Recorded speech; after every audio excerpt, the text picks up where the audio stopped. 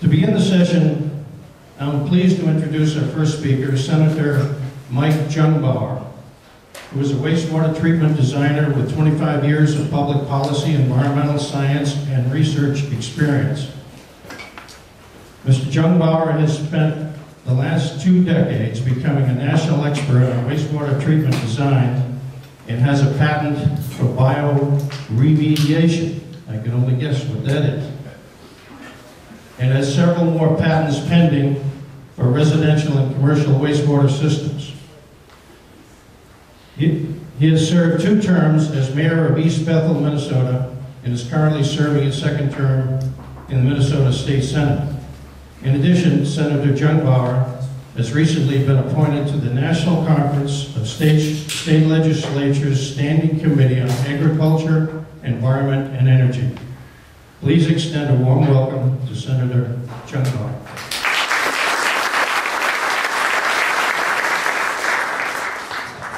All right, it's good to have everybody here, and they were talking about all these distinguished speakers. I'm so lucky to be around the distinguished speakers. I'm here to entertain you.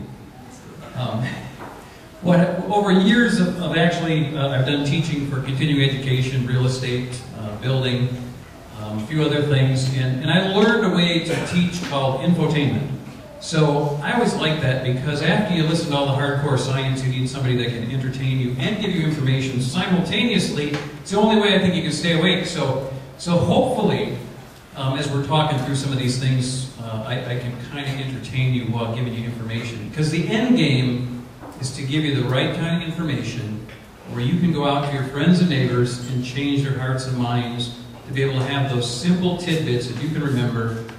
Because the left has figured out ways to put in sound bites.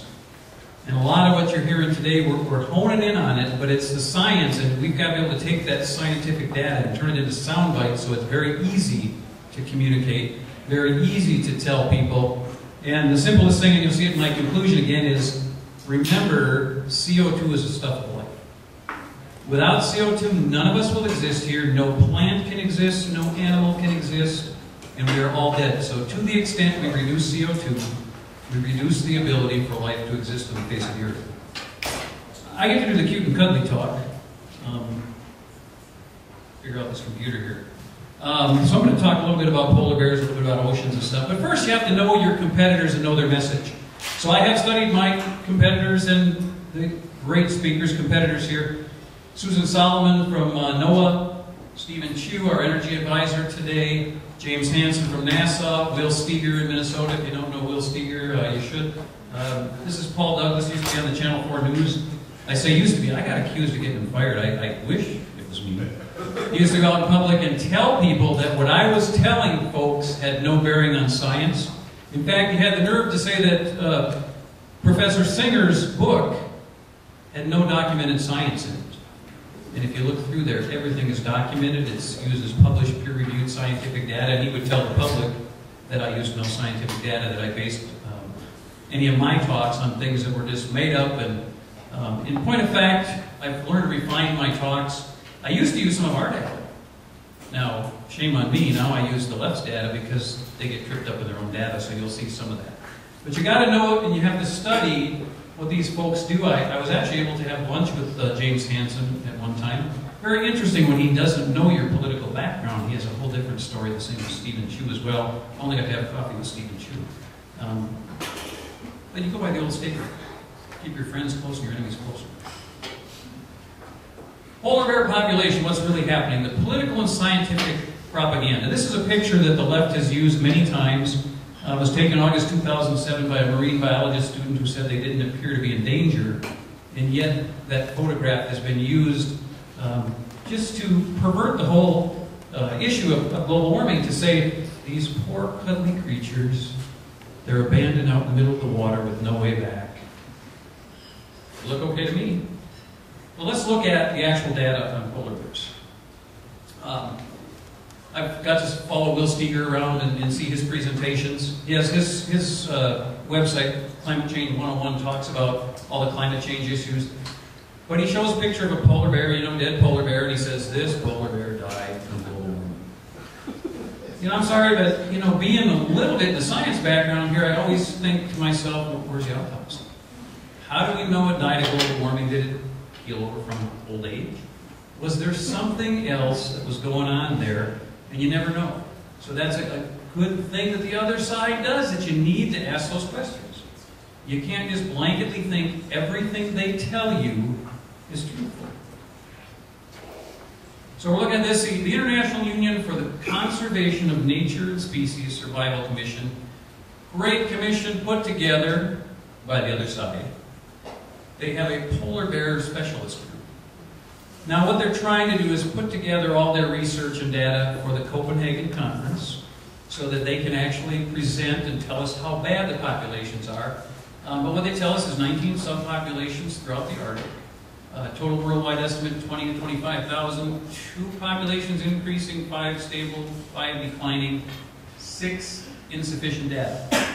We're going to move into Mitch Taylor's data, so I want you to kind of concentrate on this because it's really where they have insufficient data when you're looking at things, and you start talking about the stability, insufficient data, declining. You got to kind of watch those numbers, but especially with insufficient data, because those are the ones they're kind of playing with. They're trying to tell you there might be something going on, but you got to really understand. Dr. Mitch Taylor from Canada tells us that almost every one of those 19 populations are increasing or at optimum levels. Only 2 have local reasons for modest declines. And he is the foremost Canadian expert. He's been studying polar bears for most of his life, 30 years of experience. And I like his quote, there aren't just a few more bears, there's a hell of a lot more bears out there.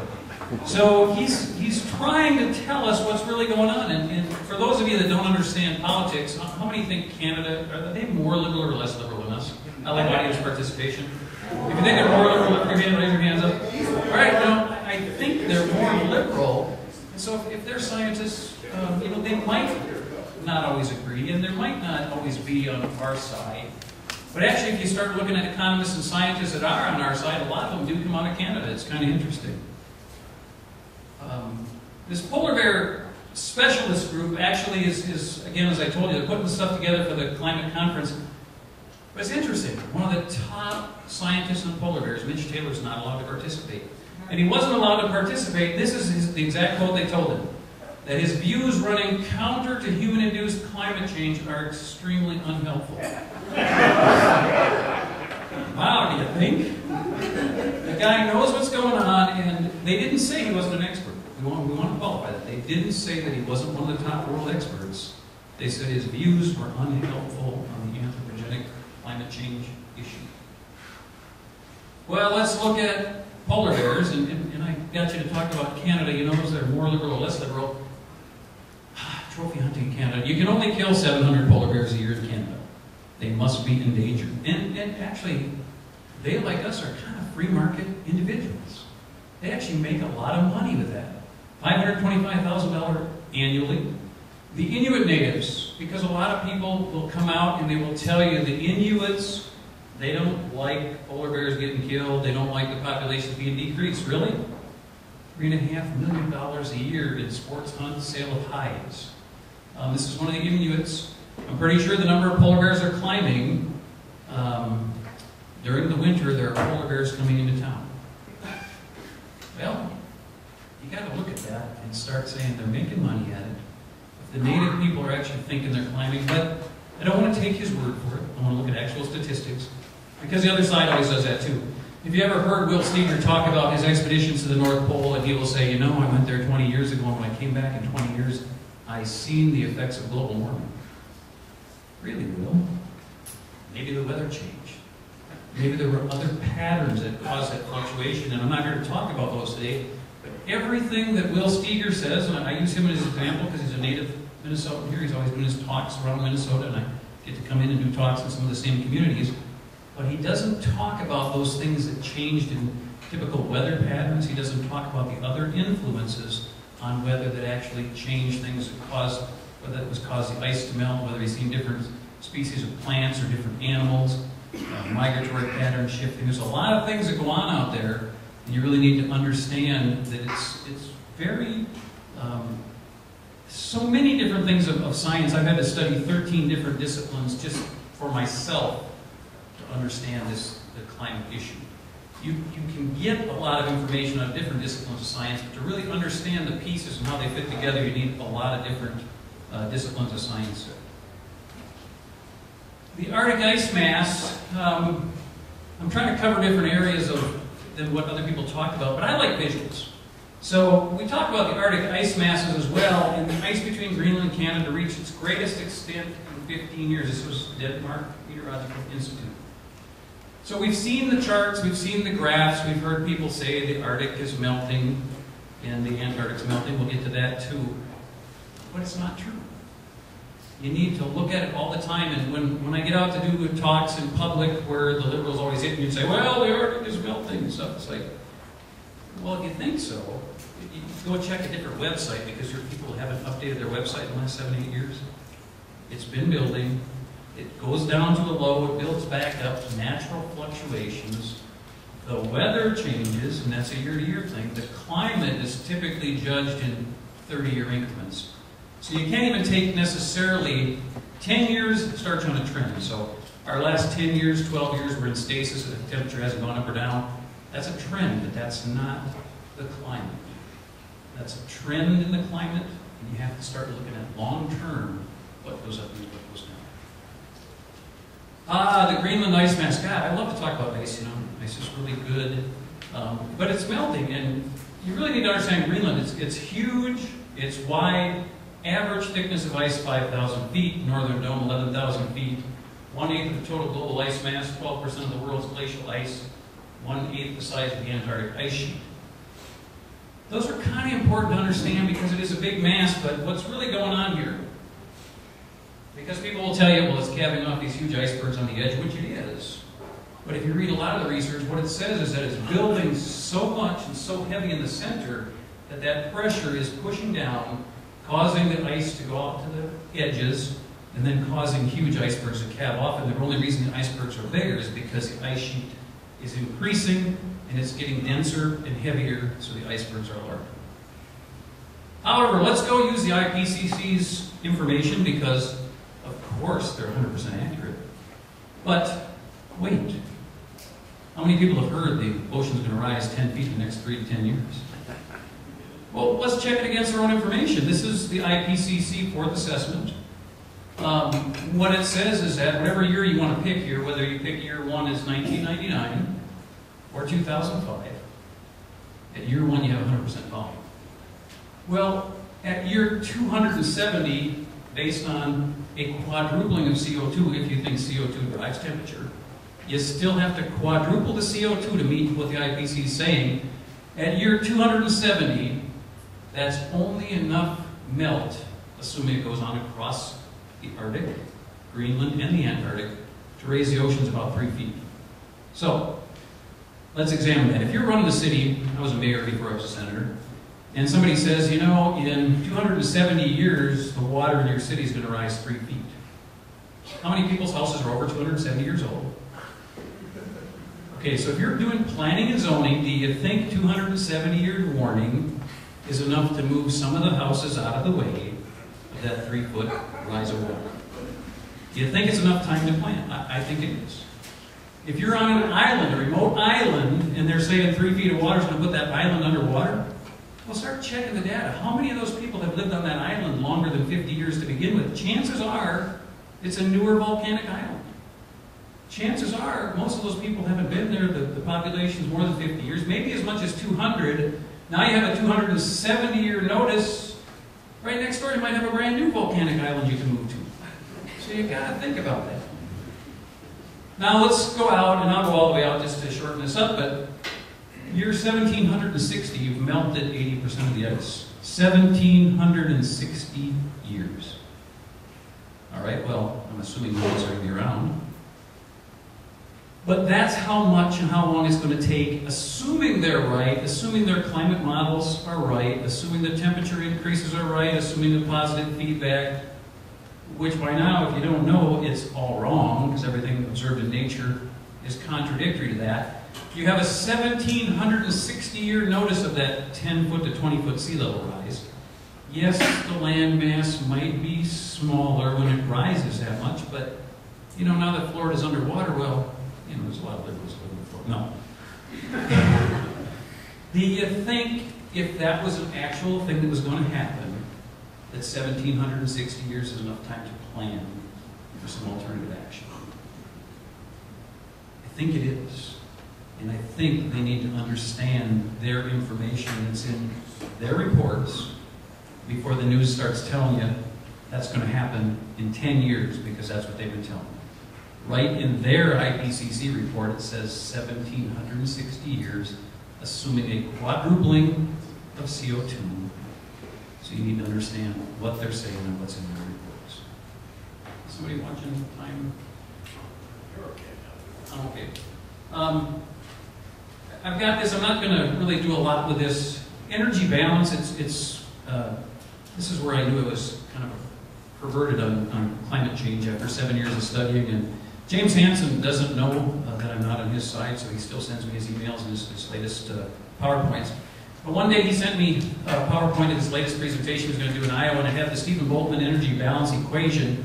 And it's a mathematical equation with the inputs, and tells you about the balance, and it's a lot of factors, and a lot of these kind of things are what goes on in thinking through what's going to happen in terms of the energy balance of the Earth. The bottom line was, I looked through it and I said to myself, wow, he made up these inputs because they don't exist. So it's only by studying some of these things that you can understand whether somebody's putting in an actual number that exists in the scientific world, or if they're making up a number from their climate models. And that's the part you need to understand when they say the Earth is out of balance, or they talk about positive feedbacks and negative feedbacks. You need to understand at least enough so they can't bubble away with that kind of talk. Because what they do is here's what we know in the scientific world, and all their data starts at an assumption or a hypothesis somewhere down the road.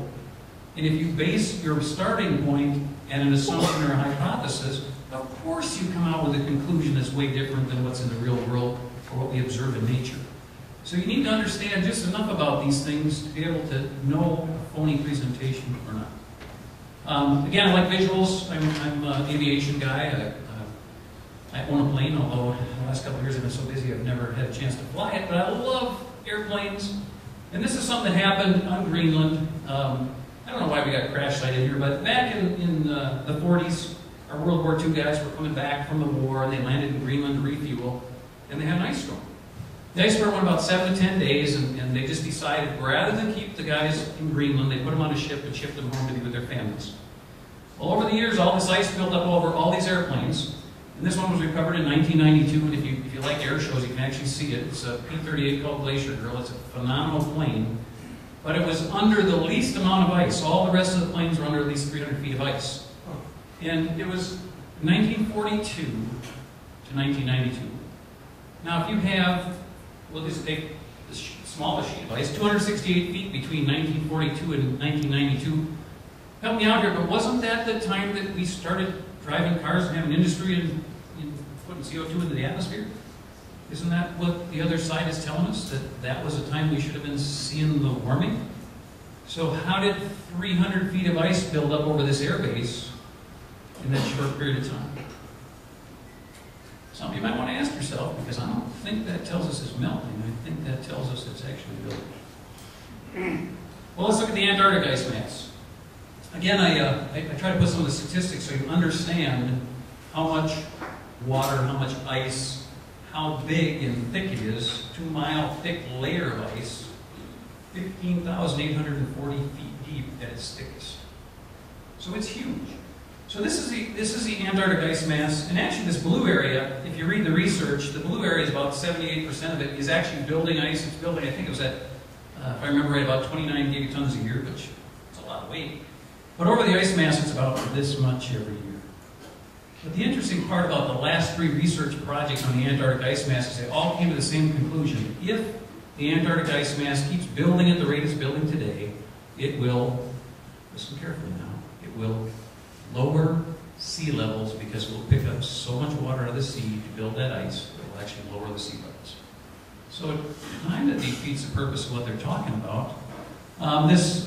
The peninsula, the Antarctic Peninsula there, the Larsen A, the ice shelf, That's where it's warming, and that's where the weather has changed. The weather patterns have changed and blow warm air over that, and that is warming and that is melting. But 78%, and that's the least amount from any of the research projects. 78 to 84% is actually growing in ice. Another visual, Old Bird Station. 1957 they established the Old Bird Station, and now it's between 40 and 50 feet of ice. This is 115-foot tall transmission lines, construction crane. This since 1957. Again, isn't this the time frame that we're supposed to be hurting the environment and actually melting things? Seems kind of strange if we're building that much ice over that period of time. Anybody seen all these in the news now? Yes, you can find them online, but I think the news doesn't know where to find that sort of thing. So, thermohaline circulation, the great oceanic conveyor belt. We heard a lot today about solar influences, and it does have a great deal of influence on what's going on. But also the way that the ocean conveyor belt works has a lot to do with the way localized weather is. So as you see a lot of these different changes and things, and you'll hear a lot of other terms that people talk about. And so I kind of show you these things, and I'm going to gloss over some of the terms just so you understand, because people will say, well, first they called it global warming, and I was telling somebody that the interesting part is everybody I've ever talked to doesn't even know what the theory of global warming is, so or where it should affect things or where you should see the temperature. We got away from that because none of the models fit. And, oh, by the way, Al Gore's hero, Svante Arrhenius, when he came out with the theory that CO2 could warm the atmosphere, he came out with it, you know why? It was a cold time. And his quote was, warm times are good times. I don't know about you guys, but I'm with him, man. The last couple of years when it gets cold in the winter, I like to run on like a bicycle and things like that. I don't like the cold weather. As far as I'm concerned, if Minneapolis-St. Paul turned into Phoenix, I'm on board. I'm getting older. I don't want to move south. It's not happening. I was looking forward to it, wholeheartedly wondering and waiting for global warming, and it didn't happen, so I'm kind of confused there. So, okay time? Yes. All right. Just trying to keep up. I'm a politician, and actually, for those of you that have never met me before, I'm also an ordained minister, so I can talk on any subject for many, many hours, and I got to keep on track. All these oscillations, North Atlantic Oscillation, Pacific Decadal Oscillation, Arctic Oscillation, Antarctic Oscillation, these are different oscillations in the way the water, the temperature, water vapor and water are the largest component of greenhouse gas. Somewhere between 95 and 97% are water and water vapor. Those affect the temperature. The way that water moves around, becomes clouds, becomes rain, that affects the local temperature, the local weather, more than anything else in terms of how things are controlled, whether sunshine gets through, whether you can have hot, cold. They moderate or increase the temperature more than anything else. So we're getting a lot more research on those really on a yearly basis. People are understanding. In fact, I got to moderate and speak at an international conference on climate change, and I got to actually be the moderator at a session where they were talking about these different things. And the gentleman that did all the study on the Great Oceanic Conveyor Belt was arguing with the guys on whether the Pacific Decadal Oscillation or the North Atlantic Oscillations, which were the drivers of which. I'm thinking, that's part of our problem too. You don't see the other side arguing. They stay on task. They stay with sound bites.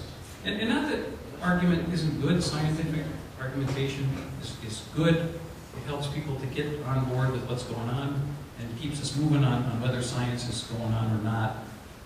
But we need, again, to get those things on track and on task. So. I guess we need Well, we'll get me done here. I'm just going to do the conclusion. Again, thank you. You just got to keep me on track. Real climate science is taking a backseat to political science. They don't use science. They use politics. Poor science leads to poor policy, which extracts money from our pocketbooks, which extracts money from the economy, which drives everything to the point of what we've seen today. We need a simple message to contradict hysteria. As I said at the beginning, CO2 is a stuff of life. Without it, we and any other life form on the face of the earth cannot exist. So to the extent we reduce CO2, we reduce the ability for life to exist on Earth. Thank you.